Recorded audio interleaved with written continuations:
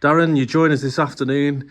You've got a lot of exciting things going on and off the pitch. Do you want to tell us a little bit about why you're here today? Absolutely, really excited. So we've come down to the club today as a community foundation, just come out of a meeting with the owners and various people at the club, and really pleased to announce that as of the start of next season, there is going to be an official community corner at the club. So rather than just a match day presence where we turn up with the flag bearers and the schools, we're now going to have a space where we can run activities, we can get more young people involved, we can get different people involved in the foundation, but we are now going to be based at the club moving forward.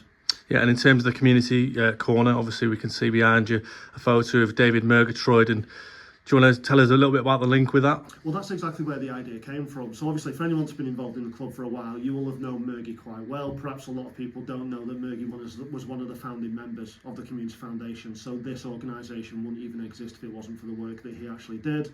Unfortunately, we lost Murgy a couple of years ago, and when the club actually approached us about this idea, it came from the fact that Murgy's space, if you like, which is kind of next to the Magpie's Nest, it's where he used to entertain directs on a match day. You'd always see him there with a glass of red wine in his hand. That is now where we are going to base the Community Foundation, and the message very loud and clear from the club was it's only right that Murgy's space becomes something that he was incredibly passionate about, and we're very proud to be moving into there and representing his name and his legacy as part of that.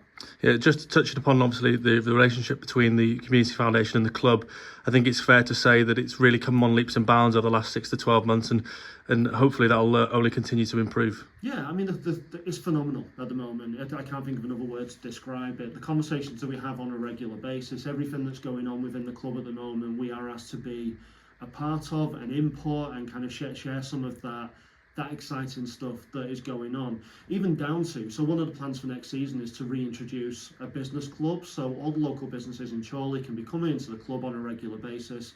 This becomes the hub where all the exciting stuff takes place, and the club want to put the Community Foundation right at the heart of that, because if those businesses want to support the foundation, want to support the work we do, why should that not happen at the football club? So yeah, crazy, a lot of work, being completely honest, a lot of work, but really exciting stuff. And just in terms of obviously for the club at the moment, a very busy time, an exciting time. There are going to be a lot of things going on, you know, in terms of players coming in, players going out, and you know, with the pitch, but also, you know, important to remember a lot of things going on in terms of the foundation and the community projects that you've got going on as well. Yeah, I mean, we have a core base of projects that we run on a weekly basis. It's really interesting, actually. We're getting new trustees coming in at the moment, and for them to sit around the table and hear about what we do. The Sporting Memories Group every Wednesday, 2 walking football sessions with Adam Henley does an amazing job with. We do a lot of work in schools. We run a number of after-school clubs. We've got Andy's Man Club, which runs under our banner. There's so much going on all the time, but not everybody actually gets to see this. All the conversations are now moving towards how do we make sure everyone's aware of what's available to them? Because our plan ultimately as a community foundations, it doesn't matter whether you're 5 years old or whether you're 85 years old, there should be a way that you can get involved and interact with Chorley Football Club. And if we can do something that benefits people as part of that, then that's the perfect solution for everyone to be involved. It's a community club. That's what we've always kind of said, and this really proves that.